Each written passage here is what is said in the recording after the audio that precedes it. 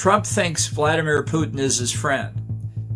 He trusts Putin. He has said in just the past few weeks, Putin says he wants peace, and I trust him. I don't think Putin thinks he's Trump's friend at all. I think Putin thinks Trump is an easy mark. Trump has repeatedly said that Russia is somehow easier to deal with than Ukraine when it comes to negotiations. And despite nightly Russian attacks against Ukraine, he insists that Vladimir Putin wants peace.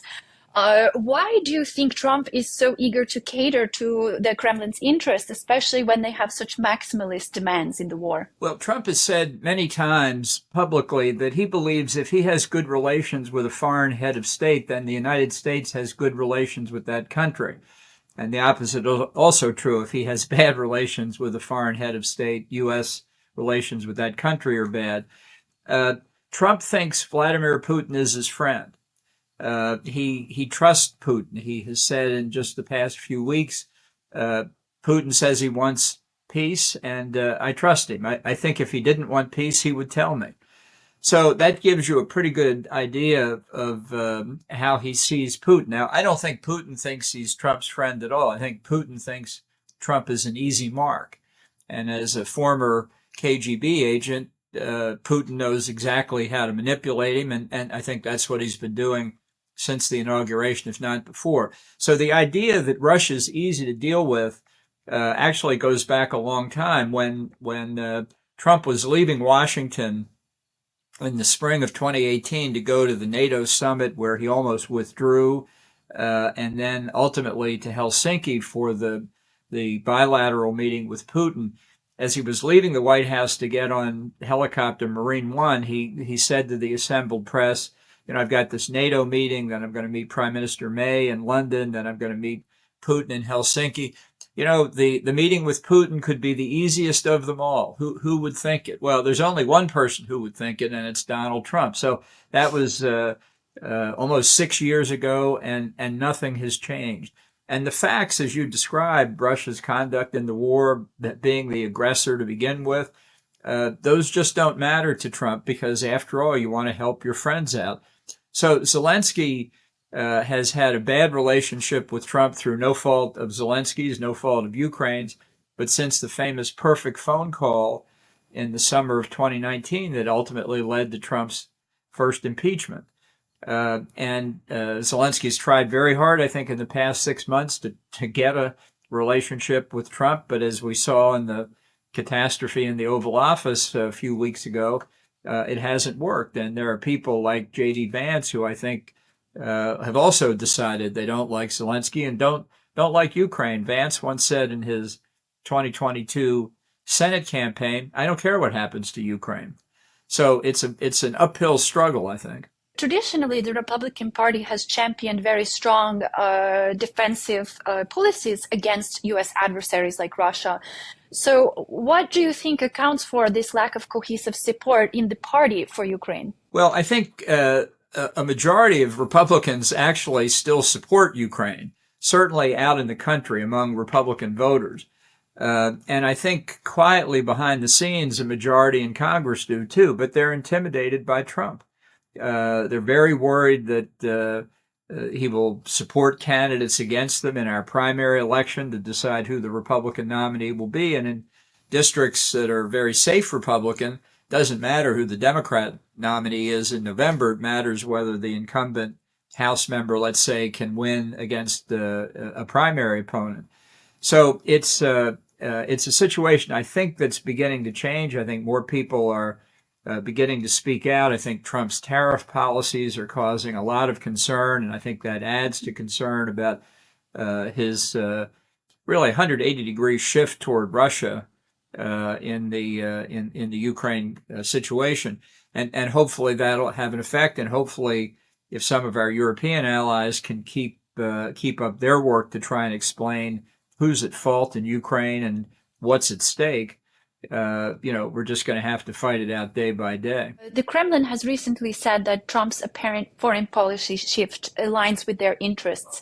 So what does a Russia-US alliance, what damage does that do to the US on the global stage? Well, I think it could come close to destroying NATO. I mean, I've having watched Trump come very close to withdrawing from NATO at the Brussels summit in 2018. I saw more than I needed to see about how much he doesn't like the institution. He hasn't changed his view on that. But even before a formal withdrawal, he could do a lot that would debilitate NATO and really undermine the capabilities of the institution to defend its own members or its interest in other conflicts. So it's a very dangerous course that he's pursuing. They're certainly watching it very carefully in Beijing, where they believe that if the U.S. and NATO won't stand up for a country in the middle of Europe that's been invaded, we won't stand up for Taiwan. We won't stand up for the Southeast Asian countries near the South China Sea. So it really does have global implications for U.S. security and that of our friends and allies, too. Some argue that Trump sees a potential rapprochement with Russia as a way to deter China in the future. I'm curious about your thoughts on that, especially given recently that China made perhaps uncharacteristically supportive statements for Ukraine. So what is the dynamic that's forming here? I think it's a fantasy to think that the United States can somehow use the conflict in Ukraine to separate Russia from China. I think in the abstract, separating Russia is a very good goal to have. But I think for reasons not having anything to do with Ukraine or the United States, Russia and China have grown closer, and it's really almost impossible to separate Russia today. The China-Russia axis is far from perfect, but it in the case of the Ukraine war, China's been a considerable assistance to Russia. They have laundered sanctioned Russian financial assets through their own opaque financial system out into global markets. They've significantly increased purchases of Russian oil and gas. They've talked about building new pipeline capacity, which from China's point of view would be a plus, so they don't have to lift oil in the Persian Gulf and risk taking it across the Indian Ocean. And they've provided a lot of political cover for Russia during this war, which they would expect reciprocity for if they went against Taiwan or something in the South China Sea. So, there are still differences of interest between Russia and China. This is not the Cold War Sino-Soviet alliance that had an ideological bond. And obviously China's the partner in charge now, not Russia. So it's not exactly the same, but I think the idea that somehow Russia could be pulled away from China as part of a settlement in Ukraine is totally unrealistic. And I don't think China has any good intentions in mind for Ukraine, which they see as something obviously Russia wants to have. Given your hawkish stance on Russia, do you think there was a decisive moment in the past decade of the war where the US could have taken a more decisive step to deter Russian aggression? I think when George W. Bush said at the Bucharest NATO summit in April of 2008 that Ukraine and Georgia should have been brought into NATO on a fast track, that was the time to do it. We saw 4 months later the Russians went into to Georgia, into Abkhazia and South Ossetia and beyond, and they're still there. It took them a little bit longer to invade Ukraine, but the only effective deterrence is NATO membership, which is something that obviously Finland and Sweden concluded after 75 years of neutrality. They watched what happened in Ukraine and concluded the only real security was behind a NATO border. So we had a chance in 2008 to do that, and France and Germany objected. I think after the 2014 annexation of Crimea and the takeover of part of the Donbass, that the West did next to nothing in terms of sanctioning Russia. That Obama had no interest in taking strong steps. And I think that all but guaranteed that when the Kremlin figured they were prepared again to try a more full-scale invasion of Ukraine, that they wouldn't meet much opposition. I think that was confirmed by the withdrawal from Afghanistan, negotiated by Trump but carried out by Biden, that sealed the deal. So there were a number of missed opportunities, and we see the consequences today, unfortunately. The Trump administration has said that the ball is now in Russia's court when it comes to a ceasefire. But even today, we see hints coming from the Kremlin that they are not ready to accept this. Could we say then that the responsibility lies with the US? And by that I mean Russia will, given its track record, inevitably break a ceasefire and perhaps even try to blame it on Ukraine as a means of continuing the war.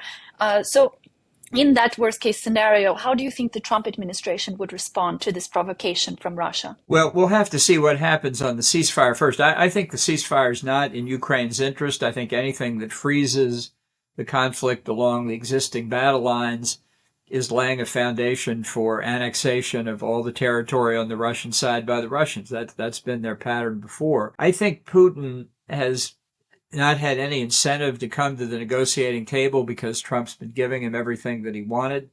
But I think now, with this ceasefire idea out there, Putin has to be careful he doesn't lose credibility with Trump.